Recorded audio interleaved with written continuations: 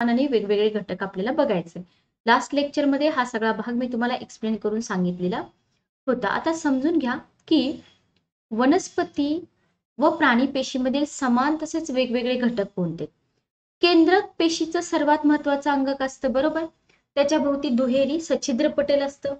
पेशीची सगळी कार्य कुठं होतात, पेशीची जी सगळी कार्य आहेत कोण कंट्रोल करतं, केंद्रकच कंट्रोल करतं. ठीक आहे, ओके.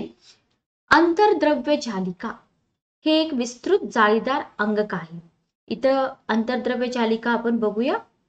बघा इथं दिसते का तुम्हाला आंतरद्रव्य जालिका. तर हे जे आहे ना, हे एक विस्तृत जाळीदार अंगक आहे. आता याचा रोल काय आहे बघा. तर हे रायबोझोमने तयार केलेल्या प्रथिनांमध्ये आवश्यक असे बदल करून त्यांना गॉल्जी पिंडाकडे पाठवण्याचं काम करतं. तर तुम्हाला आंतरद्रव्य जालिकेचं काम लक्षात ठेवायचं. काय काम करतं की रायबोझोमने तयार केलेल्या प्रथिनांमध्ये आवश्यक बदल करायचे आणि त्यांना गॉल्जी पिंडाकडे पाठवायचं. ठीक आहे. आता हे जे गॉल्जी पिंड आहे हे अनेक चपट्या पिशव्यांनी तयार झालेलं असतं. प्रथिनांचं योग्य वितरण करण्याचं काम गॉल्जी पिंडामार्फतच होते. ओके. आणि तंतुकणिका व लवके ही दुहेरी आवरण असलेली अंगके आहेत, हे आपण बघितलंय. तंतुकणिका काय करतात, ऊर्जा तयार करतात. कॉमन आहे म्हणून त्यांना ऊर्जा केंद्र म्हणतात, पॉवर हाऊस म्हणतात, बरोबर. वनस्पती पेशीमधील हरित लवक काय करतात, प्रकाश संश्लेषणाचं काम करतात. आणि जे रिक्तिका असतात, जे वनस्पती पेशीमध्ये मोठ्या असतात, तर त्या टाकाऊ पदार्थ बाहेर टाकण्याचं काम करतात. प्राणी पेशीमधील रिक्तिका आकाराने छोट्या असतात, तर वनस्पती पेशीमध्ये एकच मोठी रिक्तिका असते, लक्षात ठेवा. ओके. प्राणी पेशीमधील रिक्तिका आकाराने छोट्या असतात, तर वनस्पती पेशीमध्ये एकच मोठी रिक्तिका असते. आता इथं तुम्हाला दिलंय की बाबा पेशींना निश्चित आकार कशामुळे प्राप्त होतो, पेशींचं संरक्षण कशामुळे होते, पेशींच्या गरजा कोणत्या आहेत. वरती आपण पेशी पटल वगैरे बघितलेला आहे. ठीक आहे. आता याच्या आधी पण मी तुम्हाला एक लेक्चर टाकलं होतं, उपयोगी आणि उपद्रवी सूक्ष्मजीव. बघून घ्या, ज्या विद्यार्थ्यांनी बघितलेलं नाहीये बघून घ्या. बघा, मायक्रो ऑर्गॅनिझम सूक्ष्मजीव म्हणजे काय. अमिबा, पॅरामेशियम, युग्लिना, गोगलगाय, हत्ती, कबूतर, जंत यांचे आकारानुसार 2 गटात वर्गीकरण करा. पृथ्वी तलावर असंख्य सजीव आहेत जे आपल्या डोळ्यांनी सहज दिसत नाहीत, ते पाहण्यासाठी सूक्ष्मदर्शकाचा वापर केला जातो. अशा सजीवांना सूक्ष्मजीव म्हणतात. ठीक आहे, ओके. आता सूक्ष्मजीवांचा आढळ कुठं होतो, ऑकरन्स ऑफ मायक्रो ऑर्गॅनिझम. आपल्या सभोवताली हवा, पाणी, जमीन, अन्नपदार्थ, सांडपाणी, कचरा, वनस्पती, मानवी शरीरामध्ये सूक्ष्मजीवांचं अस्तित्व असतं का, असतं. सूक्ष्मजीव एकटे राहतात, तर उदाहरणार्थ तुम्हाला माहिती अमिबा आहे, पॅरामेशियम आहे, तर काही बहुसंख्येने वसाहती करून पण राहतात. काही सूक्ष्मजीव मृत वनस्पती, प्राणी यांच्या अवशेषावर पण जगतात, परजीवी म्हणतो आपण त्यांना, बरोबर.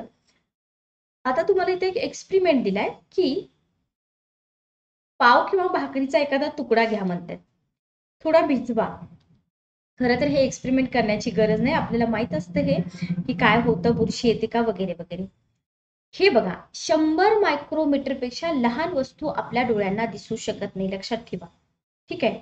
मग सूक्ष्मजीवांचं संयुक्त सूक्ष्मदर्शीखाली निरीक्षण केलं, परंतु 1000 पटींचे वर्तन अपुरे ठरत असेल तर काही सूक्ष्मजीवांच्या निरीक्षणासाठी इलेक्ट्रॉन मायक्रोस्कोपचा वापर करतात. ठीक आहे. आता इथे तुम्हाला सूक्ष्मजीवांचे आकार दिलेत, बघून घ्या. आयोग कधी काय विचारेल सांगता येत नाही. पॅरामेशियम आकार असतो 100 मायक्रोमीटर, टायफॉइड 1 ते 3 मायक्रोमीटर, पोलिओ 28 नॅनोमीटर. सूक्ष्मजीवांचा आकार 100 मायक्रोमीटर पेक्षा लहान असतो, लक्षात घ्या. ठीक आहे. एवढा लहान आकार असून देखील सूक्ष्मजीवांच्या पेशीतील अंगके सगळ्या जीवन प्रक्रिया घडवून आणतात. विचार करा, एवढा लहान आकार आहे तरी सुद्धा त्यांच्या ज्या पेशी असतात त्या सगळ्या जीवन प्रक्रिया घडवून आणतात. इथं तुम्हाला सूक्ष्मजीवांचे इमेज दाखवलेले आहेत. काही सूक्ष्मजीव, उदाहरणार्थ बघा, पावावर काय येते, बुरशी येते. डबक्यात शैवालाचे तंतू हे कसलेत, बहुपेशीय. लक्षात ठेवा, तुम्हाला एक पेशीय बहुपेशीय विचारलं जातं. तर पावावर येणारी बुरशी, डबक्यातील शैवालाचे तंतू हे बहुपेशीय सूक्ष्मजीव आहेत. तरी बहुतांश सूक्ष्मजीव हे एकपेशीय आहेत, लक्षात ठेवा. सूक्ष्मजीव तुम्हाला बहुपेशीय पण मिळतील, पण जास्तीत जास्त सूक्ष्मजीव कसे आहेत, एकपेशीय आहेत. जसं जीवाणू आणि विषाणू एकपेशीय. ओके. आता सूक्ष्मजीवाच्या पेशींची रचना वेगळी असते, आपल्यासारखी असते का, नाही. या पेशीमध्ये दृश्य केंद्रकी पेशीत आढळणारी पटलापासून तयार झालेली अंगके आढळत नाहीत. आपल्यामध्ये जसं आढळतं ना युकॅरियोटिक, तसं नाही. यांच्यामध्ये फक्त प्रद्रव्य पटल, पेशीद्रव्य आणि केंद्रक द्रव्य म्हणून यांना म्हणतात प्रोकॅरियोटिक सेल. आता लक्षात राहिलं, युकॅरियोटिक म्हणजे आपली पेशी, प्रोकॅरियोटिक म्हणजे हे सूक्ष्मजीव. लक्षात ठेवा, आधी केंद्रकी आणि दृश्य केंद्रकी. Okay, done. चला, आता इथं तुम्हाला आधी केंद्रकी पेशी दाखवली. इथं तुम्हाला दाखवले केंद्रकाभ, पेशीद्रव्य, रायबोझोम, पुन्हा वरती काय दाखवले, प्रद्रव्य पटल दाखवलेला आहे. तर आपल्या पेशीपेक्षा भिन्न अशी ही पेशी आहे. राष्ट्रीय पेशी विज्ञान संस्था पुणे, लक्षात ठेवा कोणती संस्था कुठं आहे याच्यावरती आयोग तुम्हाला क्वेश्चन विचारतं. तर ही संस्था पेशी विज्ञान, जैव तंत्रज्ञान या संदर्भात काय करते, संशोधनाचं काम करते. ओके, लक्षात ठेवा. आता ग्रोथ ऑफ मायक्रो ऑर्गॅनिझम, सूक्ष्मजीवांची वाढ. प्रत्येक सूक्ष्मजीवाला वाढ आणि प्रजनन होण्यासाठी काय लागतं, एका विशिष्ट परिस्थितीची आवश्यकता लागते. बऱ्याच सूक्ष्मजीवांना ऑक्सिजन लागतो वाढीसाठी. काही सूक्ष्मजीव आहेत ते ऑक्सिजन शिवाय पण वाढू शकतात. समुद्रतळ आहे, ध्रुवीय प्रदेशातील बर्फ, गरम पाण्याचे झरे, अशा प्रतिकूल परिस्थितीत सुद्धा काही सूक्ष्मजीव टिकून राहतात. अशा वेळी ते स्वतःभोवती कठीण कवच तयार करून आपली जीवन प्रक्रिया थांबवतात व परिस्थिती अनुकूल झाली की पुन्हा कवचातून बाहेर येऊन आपली जीवन प्रक्रिया सुरू करतात. आता जर तुम्हाला विचारलं की सूक्ष्मजीवांची वाढ कुठे होते, मातीमध्ये होते, पाण्यात होते, कुजणाऱ्या पदार्थामध्ये होते. टेम्परेचर 25 ते 37 डिग्री सेल्सिअस टेम्परेचर मध्ये ते सर्व्हाइव्ह करू शकतात. पोषण, विशिष्ट पोषक द्रव्ये, उदाहरणार्थ शैवाल, हरितद्रव्य, ऑक्सिजन. वातावरण कसं, ओलसर, दमट आणि उबदार. ओके. आणि पुढे तुम्हाला दिलेलं आहे की आकार आणि जीवन प्रक्रियेनुसार सूक्ष्मजीवांचे शैवाल, कवके, आदिजीव, जीवाणू आणि विषाणू याच्यामध्ये वर्गीकरण केले. कशानुसार, आकार आणि जीवन प्रक्रियानुसार. ओके. मग हा टॉपिक मी तुम्हाला आधी पण शिकवलाय, तुम्ही प्लेलिस्ट मध्ये बघा. युजफुल मायक्रो ऑर्गॅनिझम, तुम्हाला उपयोगी पडणारे सूक्ष्मजीव कोणते. ठीक आहे, बघा. शेण, माती यांच्यामधील सूक्ष्मजीव अन्न मिळवण्यासाठी कचऱ्याचं विघटन करतात. काही दिवसात कचऱ्याचं रूपांतर उत्कृष्ट खतात होते, परिसराची स्वच्छता पण राखली जाते. कचऱ्याप्रमाणे सांडपाण्याचं योग्य व्यवस्थापन करताना कार्बनी पदार्थ खूप लवकर कुजण्यासाठी त्याच्यामध्ये सूक्ष्मजीव सोडतात. नोट डाऊन करून घ्या. Okay, clear. त्याच्यानंतर बघा, कडधान्याच्या रोपट्यांच्या मुळावरील गाठी, भरपूर वेळा आयोगाने क्वेश्चन विचारलाय. तसेच मातीत असणारे काही सूक्ष्मजीव, एक मिनिट थांबा, मातीत असणारे काही सूक्ष्मजीव हवेतील काय करतात, नायट्रोजनचं रूपांतर संयुगात करतात, त्याच्या संयुगामध्ये. बरोबर. या संयुगामुळे काय होतं, जमिनीची सुपीकता वाढते. पाठीमागच्या लेक्चरमध्ये आपण बघितले. ओके, लक्षात ठेवा. त्याच्यानंतर बघा, कोमट दुधात दही ऑब्लिक ताकाचे काही थेंब मिसळले, अर्धा तास. आपली आई दही लावते की नाही, संध्याकाळी लावतात दही. दह्यातील सूक्ष्मजीवांची भराभर वाढ होते, दुधाचं रूपांतर दह्यात होतं. आणि इतर डेअरी प्रॉडक्ट्स असतील, ताक, लोणी, चीज इत्यादी जे दुग्धजन्य पदार्थ आहेत त्यांची निर्मिती करण्यास अशा प्रकारे सूक्ष्मजीव उपयुक्त असतात. लक्षात ठेवा. ओके. त्याच्यानंतर आहे फर्मंटेशन. बघा, तुम्ही इडली खाता, डोसा खाता, तर हे जे फर्मंटेड आहेत पदार्थ, तर सूक्ष्मजीवांच्या क्रियेमुळे काय होतं, त्यांच्या काही कार्बनी पदार्थांचे दुसऱ्या कार्बनी पदार्थांत रूपांतर होण्याच्या क्रियेला किण्वन, आंबणे किंवा कुजणे म्हणतात. पाठ करून टाका. सूक्ष्मजीवांची क्रिया होते, काही कार्बनी पदार्थांचं रूपांतर दुसऱ्या कार्बनी पदार्थात होते. ही कसली प्रक्रिया आहे, रासायनिक प्रक्रिया आहे. हे पॉइंट तुम्हाला आयोग विचारतं. फर्मंटेशन कसली प्रक्रिया आहे, भौतिक आहे, रासायनिक आहे. जसं तुम्हाला विचारलं होतं की लोखंडाचं गंजणं कसली प्रक्रिया आहे. ओके. तर या क्रियेत काय होतं, मग उष्णता निर्माण होते. सिंपल पॉइंट आहेत बघा, पण आपल्याला येत नाहीत. कार्बन डायऑक्साईड आणि इतर वायू तयार होतात. वायू पदार्थाचा आकारमान वाढतं, आपण म्हणतो ना पीठ फुगलं म्हणून. आणि हे वायू बाहेर पडताना पदार्थ फसफसतात. दुधाचं दही बनणं, फळं आणि धान्य याच्यापासून अल्कोहोल तयार करणं, पिठापासून पाव बनवणं, ऍसिटिक आम्ल, सायट्रिक आम्ल, लॅक्टिक आम्ल, जीवनसत्वे, प्रतिजैविके या सगळ्यांच्या निर्मितीमध्ये किण्वन प्रक्रियेचा उपयोग केला जातो. असं आपण वाचतो फास्ट, पण पॉइंट तयार करून ठेवा. जीवनसत्वे प्रतिजैविकांच्या निर्मितीमध्ये, लॅक्टिक आम्लाच्या निर्मितीमध्ये, सायट्रिक आम्लाच्या निर्मितीमध्ये, ऍसिटिक आम्लाच्या निर्मितीमध्ये सगळीकडे फर्मेंटेशन प्रोसेसचा वापर केला जातो. Okay, clear. चला पुढे जाऊया. धान्याची पिठे, धान्याची पिठे, फळांचे रस यांमध्ये सूक्ष्मजीवांना वाढू दिल्यास स्वतःची वाढ आणि पुनरुत्पादन करतात. हे सूक्ष्मजीव पदार्थाचं अपघटन करतात, नवीन रसायनांची निर्मिती करतात. हा गुणधर्म लक्षात घेता आपल्या रोजच्या वापरातील अनेक पदार्थ सूक्ष्मजीवांच्याच मदतीने बनवले जातात, हे लक्षात ठेवा. बघा, इथं तुम्हाला टॅबलेटच्या बॉटल दाखवले. तुम्ही आजारी पडलात, डॉक्टर काही वेळा पेनिसिलिन सारख्या औषधाची कॅप्सूल किंवा इंजेक्शन देतात. काही विशिष्ट प्रकारची औषधे शरीरातील रोगजंतूचा नाश करतात, बरोबर, त्यांची वाढ रोखतात. या औषधांना काय म्हणतो आपण? अँटीबायोटिक्स. समजा आपल्याला बॅक्टेरियल इन्फेक्शन झालंय, बरोबर, तर अँटीबायोटिक्स देतात. ओके, विशिष्ट जातींच्या सूक्ष्मजीवांपासून प्रतिजैविके बनवली जातात. ओके, पूर्वीच्या काळामध्ये काय होतं, क्षयरोग, टायफॉइड, कॉलरा असे अनेक रोग आता या अँटीबायोटिक्समुळे काय झाले, आटोक्यात आलेले आहेत. पाळीव प्राण्यांच्या अन्नामध्ये प्रतिजैविके मिसळून त्यांनाही रोगांपासून संरक्षण देता येतं. वनस्पतींना, म्हणजे असं नाही की फक्त मानवासाठीच अँटीबायोटिक्सचा वापर करतात, पाळीव प्राण्यांसाठी सुद्धा अँटीबायोटिक्सचा वापर केला जातो. वनस्पतींना होणाऱ्या रोगांवर सुद्धा प्रतिजैविकांमुळे काय होतं, तुम्ही कंट्रोल करू शकता. ठीक आहे, पण आता इथं काय होतं, अँटीबायोटिक्स तुम्ही घेताय रोगावर मात करण्यासाठी, पण डॉक्टरांच्या सल्ल्याशिवाय घेणं कसं असतं, अपायकारक असतं. त्याचे डोस पूर्ण करावे किंवा परस्पर डॉक्टरांच्या अँटीबायोटिक घेऊ नये, पण लोक बरीच घेतात. ठीक आहे, चला. तर रोगप्रतिकारक क्षमता वाढवणारी लस प्रयोगशाळेत कशाच्या मदतीने तयार करतात, सूक्ष्मजीवांच्या. अशा रोगाची लस जर आधीच टोचलेली असेल तर काय होतं, मग आपल्या शरीराची रोगप्रतिकार क्षमता वाढते. उदाहरणार्थ आता कोरोनाची लस घेतात लोक, बरोबर. आता तुम्हाला दिलेलं आहे की कातडी कमवणे, घायपातापासून धागे मिळवणे, अशा काही प्रक्रिया आहेत जिथे तुम्हाला सूक्ष्मजीवांचा वापर केलेला दिसून येतो. काही सूक्ष्मजीव तेलावर वाढतात.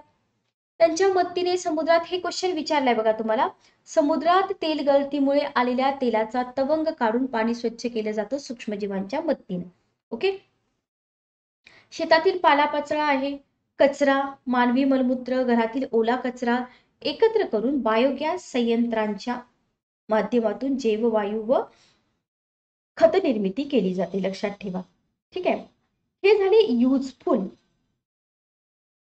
ओके, आता हार्मफुल पण आहेत का, आहेत ना, उपद्रवी म्हणतो आपण त्यांना, काहीतरी उपद्रव करून ठेवतात ते. ओके, तर उपद्रवी पण आहेत. बघा,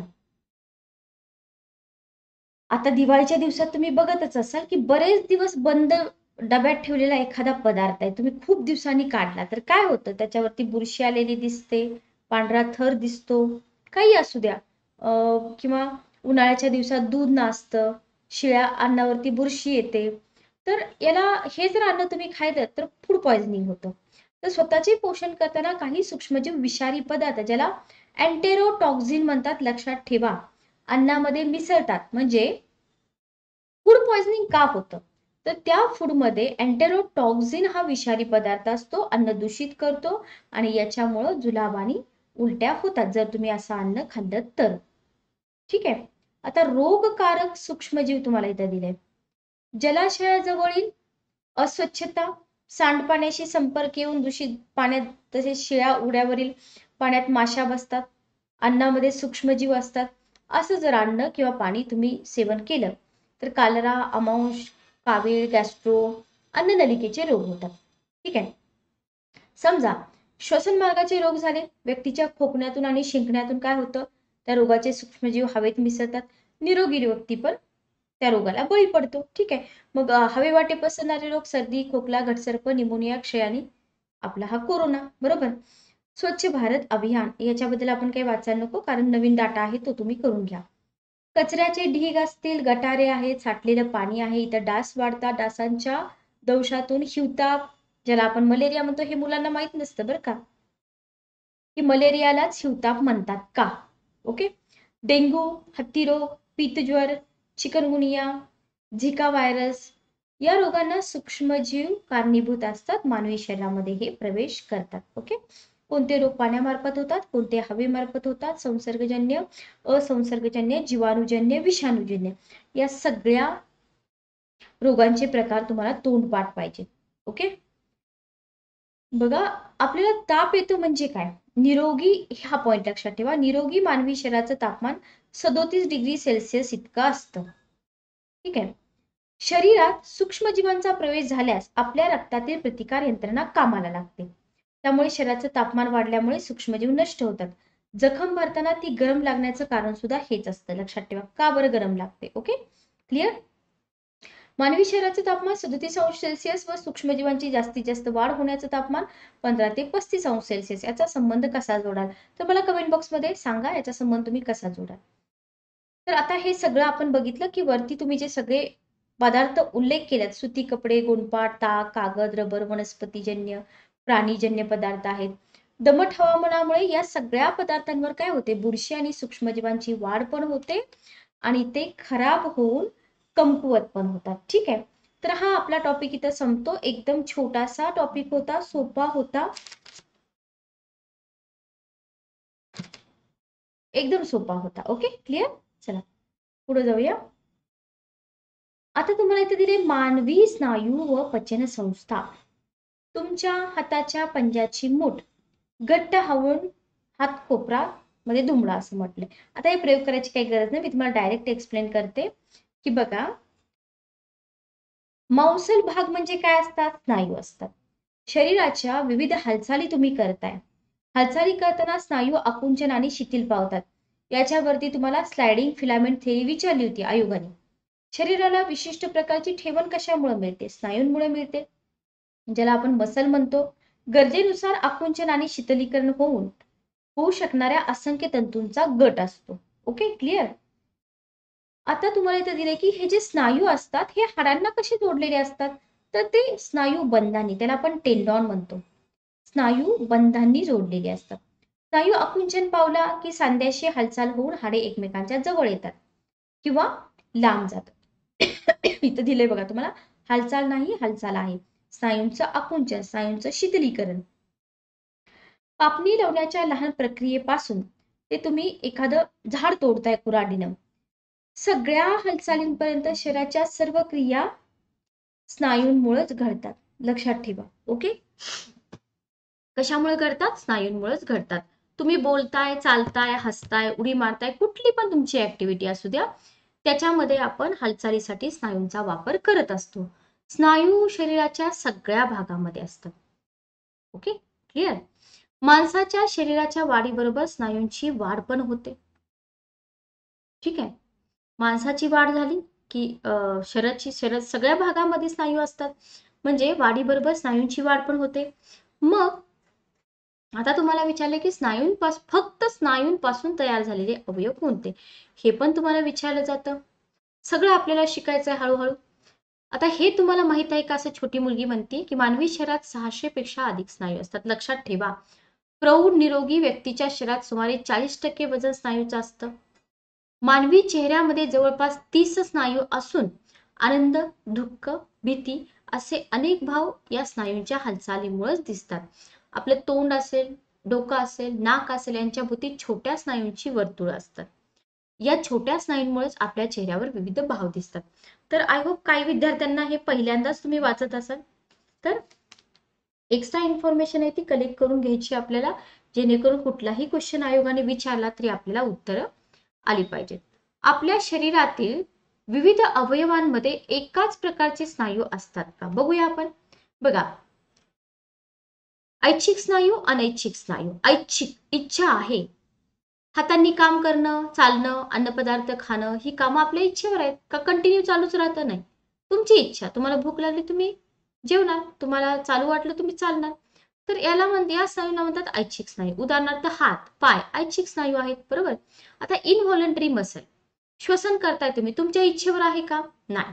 तुम्ही म्हणलात नाही आता मला श्वास रोखून धरायचा आहे, करू शकत नाही आपण, बरोबर. रक्ताभिसरण, आपल्या शरीरातील काही इंद्रियांची कामे जीवनावश्यक असतात, पण ती आपल्या इच्छेवर अवलंबून नसतात.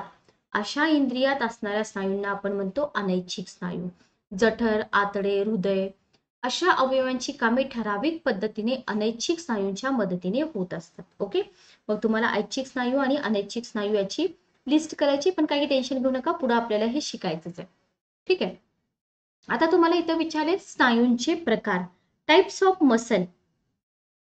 अस्थि स्नायू, कार्डियक मसल ज्याला आपण स्केलेटल मसल म्हणतो, कार्डियक मसल, स्मूथ मसल जसं तुम्हाला हाडांचे प्रकार विचारले होते की नाही, चपटी हाडे, लांब हाडे 5 प्रकार आहेत का वगैरे वगैरे, तसं लक्षात ठेवायचं. तर अस्थि स्नायू याला तुम्ही म्हणता स्केलेटल मसल. या स्नायूंची दोन्ही टोकं 2 वेगवेगळ्या हाडांना जोडलेली असतात. उदाहरणार्थ हातांचे आणि पायांचे स्नायू ऐच्छिक असते. हे स्नायू हाडांचा सांगाडा जो आहे एकत्र ठेवतात आणि शरीराला आकार देतात. कार्डियक मसल हृदयाचा आकुंचन शीतलीकरण घडवून आणतात. हालचाल अनैच्छिक असते. या स्नायूंमुळे दर मिनिटाला हृदयाचे अविरतपणे 70 वेळा आकुंचन आणि शीतलीकरण होत असतं. त्याच्यानंतर मृदू स्नायू, शरीरातील इतर आंतर इंद्रियांमध्ये हे स्नायू आढळतात. उदाहरणार्थ जठर आहे, आतडे आहे, रक्तवाहिन्या आहेत, गर्भाशय आहे इत्यादींचे स्नायू. यांची हालचाल कशी असते? अनैच्छिक असते. हालचाल सावकाश आणि आपोआप होणारी असते. विशेष स्नायूकडून शरीराची अनेक जीवनावश्यक कार्य आपल्या नकळत होत असतात. लक्षात ठेवा. ओके, आता याच्यानंतर आपल्याला काय बघायचंय की आता हे तुम्ही 3 प्रकारचे स्नायू बघितले. आपल्या शरीरातील हे स्नायू वेगवेगळे काम करतात का? नाही, गटानं काम करतात. जेव्हा काही स्नायूंचं आकुंचन होतं तेव्हा दुसऱ्या गटातील स्नायू शिथिल होतात. अशा पद्धतीने शरीर क्रिया योग्य पद्धतीने चालू ठेवण्याचं जे काम आहे ते स्नायू करतात.